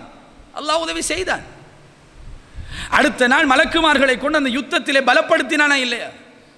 அல்லாஹ் பலப்படுத்துவார். ஜிப்ரீல் அலைஹிஸ்ஸலாத்து வஸ்ஸலாம் இறங்கினார்கள், ஏனைய மலக்குமார்கள் இறங்கினார்கள், அந்த யுத்தத்திலே கலந்து கொண்டார்கள். மலக்குமார்கள் அந்த இடத்திலே மாத்திரம்தான் இருந்தார்கள், ஏன் இந்த இடத்துல இல்லையா? அல்லாஹ்வுடைய மார்க்கத்தை படிப்பதற்காக வேண்டி நாங்கள் வந்த நமக்கு பாதுகாப்பாக மலக்குமார்கள் தங்களுடைய இறக்கைகளை விரித்து பாதுகாப்பாக அமர்ந்து கொள்கின்றார்கள் என்று அல்லாஹ்வுடைய தூதர் நமக்கு வாக்களித்தார்களே. மலக்குமார்கள் நம்மோடு தான் இருக்கின்றார்கள். அசாதாரணமான ஒரு சூழ்நிலையாக இருந்தாலும் அந்த இடத்திலும் நம்மை பாதுகாக்க வேண்டும் என்று இறைவன் முடிவெடுத்தால் நிச்சயமாக நம்மை பாதுகாப்பான். நம்முடைய உள்ளம் அந்த இடத்திலும் அல்லாஹ்வுடைய உதவி வரும் என்று இருக்க வேண்டும். உதவி கிடைத்தாலும் கிடைக்கவில்லை என்றாலும் இருக்க வேண்டும். அதுதான் தவக்குல் என்பது சகோதரர்களே. எல்லா சந்தர்ப்பத்திலும் இருக்க வேண்டும், அசாதாரணமாக இருந்தால் கூட இருக்க வேண்டும். அதுதான் நபிமார்களுடைய வரலாற்றிலிருந்து அல்லாஹு தஆலா நமக்கு சொல்லித்தரக்கூடிய பாடம். அடுத்து இந்த தவக்குலுடைய விடயத்தில் ஒரு விடயத்தை நாங்கள் புரிந்து கொள்ள வேண்டும். தவக்குல் என்பது அல்லாஹ்வின் மீது சார்ந்து இருக்கக்கூடிய ஒரு நாங்கள் மாறிவிட்டோம் என்றால் நம் திறமை உண்மையாகவே எதிலையுமே இல்லைத்தானே, அதை இல்லைங்கிறத ஒத்துக்கொண்டு வாழக்கூடிய ஒரு வாழ்க்கை நம்ம இடத்துல இருக்க வேண்டும். நமக்கு நல்ல வியாபாரம் செய்ய தெரியும், அது நல்ல வியாபாரம் செய்ய தெரியும் என்பது என் திறமை அல்ல. அப்படி வியாபாரம் செய்யக்கூடிய ஆற்றலை எனக்கு தந்து இன்னொருவனுக்கு கொடுக்காமல் விட்டது அந்த ரப்புல் ஆலமீன். அடுத்தவர்களை விட்டும் அடுத்தவர்களுடைய விடயத்திலிருந்து என்னை அந்த விடயத்தில் எல்லாம் சிறப்புப்படுத்தி இருக்கின்றான், அது என் திறமை அல்ல, அல்லாஹ் என்னை சிறப்புப்படுத்தி இருக்கின்றான் என்கின்ற தன்மை இந்த தவக்கலினூடாக நம்மிடத்தில் இருக்க வேண்டும் என்பது அந்த சகோதரர்களே. எந்த ஒரு செயலாக இருந்தாலும் நாங்கள் செய்யக்கூடிய செயல் நம் திறமையால் தான் செய்கின்றோம் என்கின்ற மாதிரி நமக்கு வெளித்தோற்றம் இருந்தாலும் அது நம் திறமை அல்ல, அல்லாஹுடைய உதவியால் தான் செய்கின்றேன் என்பது நிறைய நம்மிடத்தில் இருக்க வேண்டும். இது அற்றவர்களாகத்தான் நம்முடைய அதிகமானவர்கள் இருக்கிறோம். பேசுகிற நேரத்தில் அல்லாஹ் அருள் புரிந்தவர்களை தவிர பேசுகிற நேரத்தில் சில நேரத்தில் சில வார்த்தைகளை சொல்லுகின்றோம் சகோதரர்களே, அதெல்லாம் பிஸ்னஸ் பண்ணுற மாதிரி பண்ணணும், அது தெரிஞ்சாக்கள் தான் செய்யணும். அது நம்மளை பற்றி தெரியும் தானே, நாங்கள் சும்மா விட்டு கொடுப்போமா அந்த இடத்துல, நாங்கள் எப்படிப்பட்ட ஆட்கள் தெரியும் தானே, என்னை பற்றி உங்களுக்கு தெரியும் தானே, இப்படியான வார்த்தைகள் நம்ம பேசுகிறல, என்னை பற்றி உங்களுக்கு தெரியும் தானே, நான் விடுவேனா அந்த இடத்துல. சில நேரத்தில் வந்து ஹக்கை பேசிய சந்தர்ப்பங்களில் கூட ஒரு சிலருக்கு தெளிவை கொடுத்து விட்டு வந்திருப்பார்கள். அந்த தெளிவை கொடுத்த சந்தர்ப்பத்தை கூட எப்படி சொல்லுவோம், என்ன தெரியும் தானே, விடுவேனா அந்த இடத்துல, கிழிச்சு போட்டு தான் வந்தேன். இப்படி பேசுகின்றோமே, இதுவும் தவக்குல் இல்லாத தன்மை தான். அல்லாஹுவின் மீது நாங்கள் நாட்டம் கொள்கின்றோம் என்றால், அவனில் தான் சார்ந்திருக்கின்றோம் என்றால், அவன் மூலமாகத்தான் அந்த காரியங்களை நாங்கள் நிறைவேற்றினோம் என்கின்ற அந்த உணர்வு நம்முடைய உள்ளத்தில் என்றைக்கும் இருக்க வேண்டும் என்பது அந்த சகோதரர்களே. நம் திறமை அல்ல இந்த மார்க்கத்திலே நாங்கள் இருப்பது, நம் திறமை அல்ல இந்த கொள்கையிலே நாங்கள் இருப்பது, நம் திறமை அல்ல நாங்கள் அல்லாஹ்வுக்கு சுஜூது செய்கின்ற இடத்தை தெரிவு செய்து வந்து உட்கார்ந்திருப்பது. இந்த இடத்துக்கு நம்மை அல்லாஹ் தான் கொண்டு வந்து சேர்த்தான். சில நேரங்களில் பேசி விடுவோம், ஒரு பயான் நிகழ்ச்சிக்கு 4 பேர் கலந்து கொள்ளல் என்றால் இவன் எல்லாம் எங்கே திருந்த, அதுக்கெல்லாம் ஒரு ஈமான் வேணும், இன்னும் நம்மகிட்ட அது இருக்கிற மாதிரி, அதுக்கெல்லாம் ஒரு ஈமான் வேண்டும், அதுக்கெல்லாம் ஒரு மார்க்க பற்று வேண்டும், அதெல்லாம் இருந்தால் தான் ஒரு இடத்துல போய் இந்த மாதிரியான நிகழ்வுகள் இந்த மாதிரியான வார்த்தைகள் வருவதும் தவக்குலிலே இருக்கின்ற பலகீனம் தான் என்பது அந்த சகோதரர்களே. அதிலிருந்தும் நாங்கள் வெளியிலே வர வேண்டும். அல்லாஹுவின் மீது தவக்குல் வைத்து விட்டோம் என்று சொன்னால் அல்லாஹ் நமக்கு உதவி செய்வான் என்பதில் மிக தெளிவாக இருக்க வேண்டும். சில நேரங்களில் சில சகோதரர்கள் சொல்லுவார்கள், வேடிக்கையான வார்த்தைகளை மட்டும் சொல்லிட்டு முடிச்சிடுறேன். சில சகோதரர்கள் சொல்லுவார்கள், எங்கப்பா சம்பளம் மிஞ்சுது, கையில் சம்பளம் வந்தால் அடுத்த நிமிஷம் அப்படியே செலவாகிறது, அடுத்த நிமிஷம் அதுக்குரிய செலவு வந்துடுது, அது அவ்வளோத்தையும் செலவழிச்சு முடிச்சு கையில் ஒன்றும் இல்லைண்டுவாங்க. நாங்கள் யோசிக்கல சகோதரர்களே, நம்மளாம் என்ன எதிர்பார்க்குறோம், நம்மளோட கையில் காசு வரணும், அதில் கொஞ்சம் செலவு போக மீதியை நாங்கள் சேமித்து வைக்கணும், இந்த மாதிரி நம்முடைய வாழ்க்கையில் நம்ம நினைக்கின்றோம். அல்லது ஏற்கனவே இருக்கின்ற ஒரு செலவு, அந்த செலவை நாங்கள் கிடைத்த பணத்தின் மூலமாக செலவு செய்ய வேண்டும் என்று நினைக்கின்றோம். சில நேரங்களில் நமக்கு செலவு இருந்துச்சுன்னு வைங்களேன், மருந்துக்குரிய ஒரு செலவு இருக்குது, அந்த மருந்துக்குரிய ஒரு செலவு இருக்கிற நேரத்தில் நமக்கு கொஞ்சம் காசு கிடைச்சிச்சின்னு சொன்னால் அந்த காசை கொண்டு சில நேரத்தில் அல்லாஹ்வுக்கு சுக்ர் செய்வோம். அல்ஹம்துலில்லாஹ், யால எனக்கு ஒரு தேவை இருந்துச்சு, நீ எப்படியா உதவி செய்வான்னு நினைத்தேன், எனக்கு இந்த அந்த உதவி வந்துட்டு நான் செலவழித்து விட்டேன். சில நேரத்தில் அதுக்குலாம் அல்ஹம்துலில்லாஹ்னு சொல்லுவோம். ஆனால் நம்முடைய கையில் காசு வந்ததன் பின்னால் சில செலவுகள் வருமே, அந்த செலவுகளுக்கு அந்த காசெல்லாம் போய் காசு முடிஞ்சிட்டுன்னா எங்கள் கையில் காசு தங்குதுன்னு தான் பேசுவோம். சகோதரர்கள், அந்த இடத்துல நம்ம நினைக்கணும், தேவை வந்ததன் பின்னால் இறைவன் உதவி செய்யலை, தேவை வாரத்துக்கு முன்னாலே அந்த இடத்துல நமக்கு உதவி செஞ்சிருக்கிறான். உதவியை கையிலே தந்து விட்டு தான் தேவையை கொண்டு வந்து அல்லாஹ் சேர்க்கின்றான். அப்படி என்றால் அல்லாஹ் இன்னும் அதிகமாக நமக்கு நாடி இருக்கின்ற நலவை செய்திருக்கின்றான் அர்த்தம் எடுக்க வேண்டும். அந்த இடத்துல நம்ம எப்படி அர்த்தம் எடுக்கணும்? நமக்கு தேவை இருக்கத்தக்கன அதுக்குரிய காசு வந்தால் அதுக்கு செலவுக்காக நாங்கள் பயன்படுத்துகின்றோம். சரி, தேவையே இல்லாத இடத்துல ஒரு காசு வருகிறது. அந்த காசு வந்ததன் பின்னால் நமக்கு ஒரு தேவை வருகிறது. நம்ம அந்த காசை எடுக்கணும், நமக்கு எந்த தேவையும் இருக்கல. நம்ம நினைச்சோம் இது சேமிப்புன்னு நினைச்சு கையில் எடுக்கிற இடத்துல நாலு செலவு வரும். அந்த செலவுக்கு செலவழித்ததன் பின்னால் அங்கலாய்த்து தான் பேசுவோம். ஏன்னா சேமிக்கணும்னு நினைச்சோமே, அதனால அங்கலாய்த்து பேசுவோம். என்ன எங்க கையில் தங்குதில்லை காசுண்டுவோம். வந்துச்சு ஒரு தேவை மிக்கல, வந்த உடனே தேவை வந்துட்டு பாருங்க அப்படின்னு நாங்கள் நினைக்கின்றோம். இல்லை சகோதரர்களே, அல்லாஹு தஆலா முதலாவது நமக்குரிய தேவைக்குரிய பணத்தை தந்துவிட்டு அல்லது தேவையை நிறைவேற்றக்கூடிய அம்சங்களை தந்துவிட்டு அதற்கு பின்னால் தேவையை கொண்டு வந்து சேர்க்கின்றான். அல்லாஹ்வுக்கு சுக்கூர் செய்ய வேண்டும். நம்ம எல்லாம் அப்படி ஒரு செலவை செய்வதற்கு அல்லாஹு தஆலா ஏற்பாடை செய்து தருகின்றான் என்றால் கையில் சேமிப்புக்காக நம்ம நினைச்சது தான் அந்த இடத்துல இருந்த குறை. மற்றும்படி அல்லாஹ் அதில் நிறைவேற்ற நமக்கு ஏற்படுத்தி இருக்கின்றார். அல்லாஹ்வின் மீது சார்ந்திருப்பதாக இருந்தால் இந்த மாதிரியான சந்தர்ப்பங்களிலும் அல்லாஹ்வின் மீது சார்ந்திருப்பதனுடைய வெளிப்பாடு நம்மிடத்தில் வர வேண்டும் என்பதற்காக வேண்டி சொல்லுகின்றேன். இந்த தவக்குல் என்பது நம் வாழ்க்கையில் எல்லா அம்சங்களையும் உள்ளடக்கியது. இது ஒரு பெரிய பாடம். இதை ஒரு குறுகிய நேரத்தில் விளங்கப்படுத்தவும் கஷ்டம். அது உங்களுக்கு விளங்கி இருக்குமான்னு எனக்கு தெரியாது. ஆனால் நான் முடிந்த அளவுக்கு ஒரு சில விடயங்களை உங்களிடத்தில் சொன்னேன். ஆனால் இதை ஒரு அகீதாவுடைய பாடத்தோடு நாங்கள் தொடர்புபடுத்தி ஒரு அறிஞரிடத்தில் ஒரு மார்க்கம் விளங்கிய ஒரு ஆலிமிடத்தில் கட்டாயம் நாங்கள் இதை கற்க வேண்டும் என்ப அந்த சோதரிலே அதை கற்கின்ற நேரம் அதில் இருக்கின்ற சுவை இருக்கின்றது. அது அனுபவித்தால் தான் தெரியும். அந்த சுவையை நாங்கள் அனுபவிக்க வேண்டும். அவ்வளவு அழகான ஒரு விடயம் இந்த விடயம். இறைவன் என்றால் யார் என்பதை சம்பூர்ணமாக நமக்கு சொல்லித்தரக்கூடிய ஒரு அம்சம். இறைவனிடத்திலே சார்ந்திருப்பது என்பது இந்த உலகத்தில் எவ்வளவு ஒரு குவாலிட்டியான ஒரு அம்சம் என்பதை நமக்கு சொல்லித்தரக்கூடிய ஒரு அழகான ஒரு விடயம் இந்த தவக்குல் என்பது. அந்த தவக்குலுடைய விடயத்தை நாங்கள் இன்னும் கற்க வேண்டும், இன்னும் தேட வேண்டும். குர்ஆனிலே நாங்கள் படிக்க வேண்டும். நான் ஆரம்பத்திலேயே சொன்னேனே, அல்லாஹுவின் மீது தவக்குல் வைப்பதற்கு முன்னால் அல்லாஹ்விடத்திலே அதற்கு என்ன இயல்புகள் இருக்கின்றது என்பதை தேடி பார்க்க வேண்டும். அதையெல்லாம் தேடி பார்க்கின்ற நேரத்தில் அவனை தவிர வேறு யாரிலையும் சார்ந்து இருக்கிற தேவையே கிடையாது என்பதை நாங்கள் விளங்கிக் கொள்வோம் என்பது அந்த சோதரர்களே. அந்த அளவுக்கு உள்ள ஒரு அம்சம் இது. அதை வாழ்க்கையில் அனுபவிக்க வேண்டும் என்பதற்காக வேண்டிய இந்த செய்திகளை உங்களிடத்திலே சொன்னேன். அல்லாஹு தஆலா போதுமானவன். இதனுடைய விளக்கத்தை முழுமையாக எனக்கும் உங்களுக்கும் தந்தருள் புரிந்து அல்லாஹுவிலேயே முழுமையாக சார்ந்திருக்கக்கூடிய நன்மக்களாக என்னையும் உங்களையும் அல்லாஹு தஆலா ஆக்கியருள் புரிவானாக. வ ஆகிரு தஅவானா அல்ஹம்துலில்லாஹி ரப்பில் ஆலமீன். வஸ்ஸலாமு அலைக்கும் வரஹ்மத்துல்லாஹி வபரகாத்துஹு.